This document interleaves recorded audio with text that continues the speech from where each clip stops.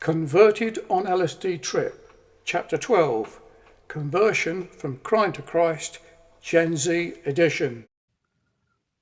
So I got asked to pull up and share my story, so here it goes. Just gonna keep it real with y'all. Let me take it back to when I was 14. Moved to Aylesbury, right?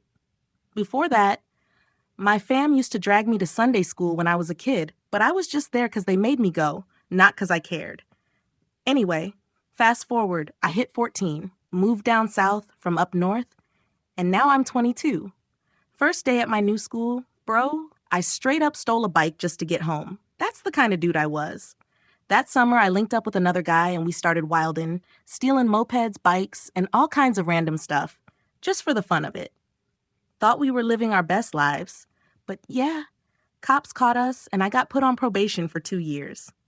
And I know some of y'all feel me on this. You're young, just trying to have fun, messing around, getting in trouble, but thinking you're chillin'. That was me. Just looking for the next thrill. Meanwhile, my brother? Yeah, he got sent to Borstal because he was on the same kind of vibe. We were built the same. But me?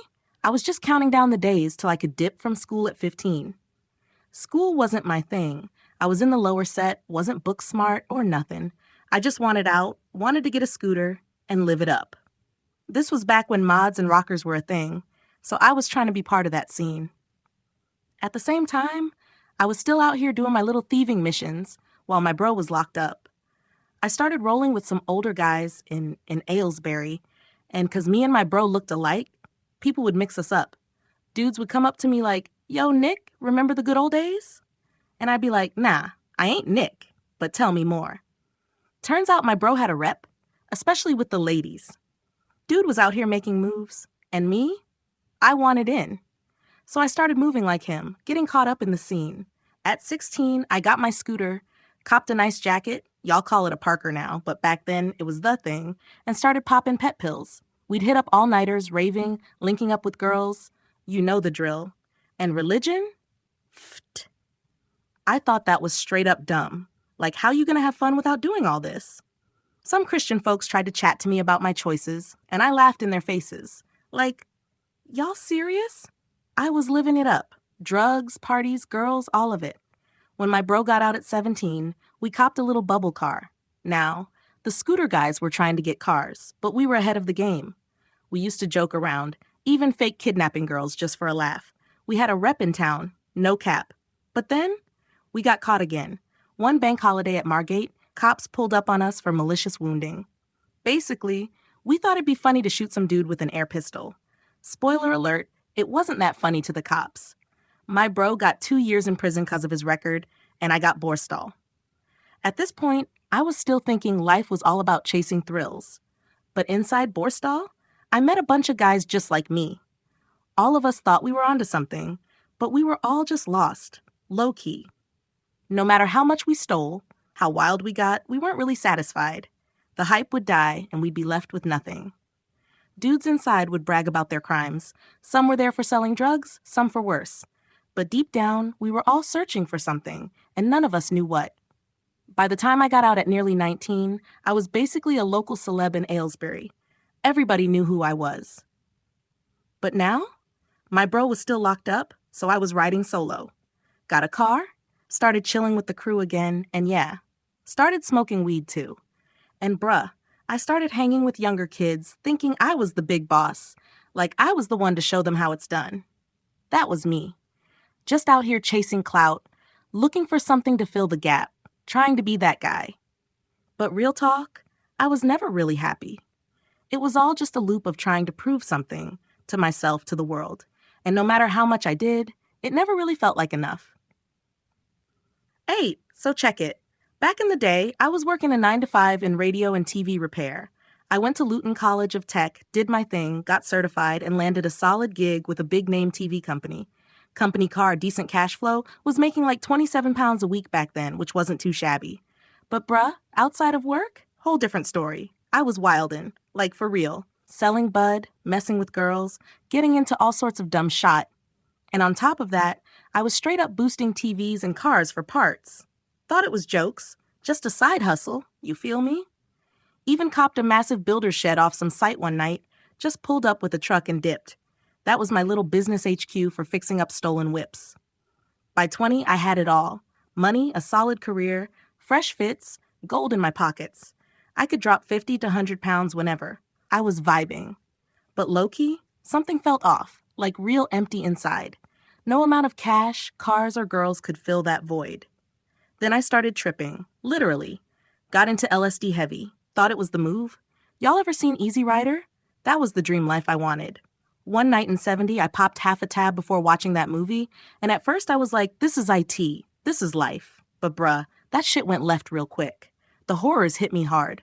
Like paranoid as hell, losing my mind kinda bad. I gave acid to 4 of my homies that night, and next thing I know, I'm tweaking. Thought they were all laughing at me, plotting against me. Couldn't take it. I had to dip, ran to these Christian people I knew. Wasn't even about religion, I just needed a safe spot to chill. Pulled up at their house, banged on the door like, yo, help me, I'm losing it. They let me crash in their shed, but man, I could feel my brain frying. I knew I was going insane. No hospital, no doctor could fix that, and that's when it hit me. My life was spiraling. The money, the drugs, the parties, none of it was real happiness, just distractions. But in that moment, laying there tweaking, I had no idea how to fix it. Yo, so I was tripping hard, like bad.